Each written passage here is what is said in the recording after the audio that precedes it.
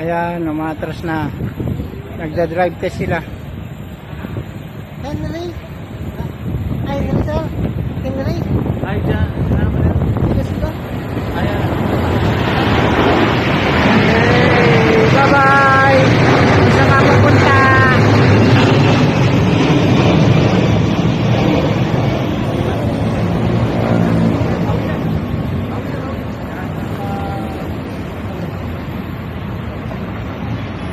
Ayan, naipasok niya na ang container.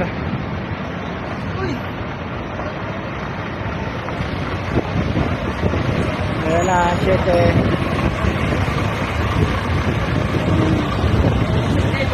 Sayang, nung ako walang video.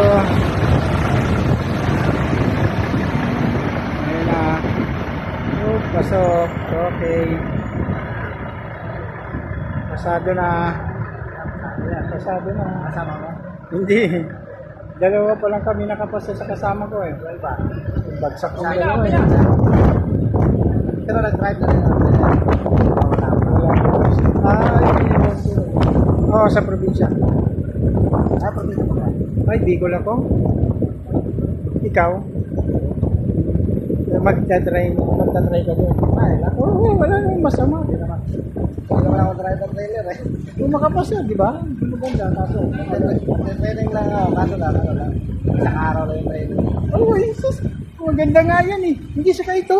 O kung ayaw mo, sa iba ka mag-apply. At least nalaman mo na. Matik pa naman yan.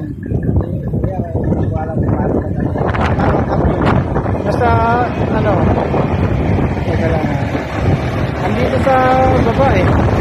Andito sa, parang handbrake. Parang handbrake siya. May pipindutin ka sa may ilalim ng kambyo. Sagad, atras. Pangalawa, neutral. Pangatlo, automatic. Pang-apat, manual. Pero apakan mo muna preno ha. Apak preno bago pindot, atras, neutral, automatic, manual. Pero may nakalagay doon sa Wala, burado. Tatansyahin mo. Basta yung apak preno, pindutin sa cambio niya, sagad niya, atras.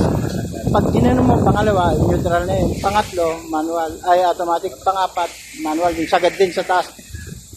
Pagka ipinangalawa mo, yun, automatic. automatic. Automatic lang. Kahit manual. Kahit manual. So, kasi ang gagamit, ang alam ko sa manual na ginagamit, kapag kargado ka. Kasi para hindi mahirapan yung makina. Pero pag mga gantong empty, walang problema.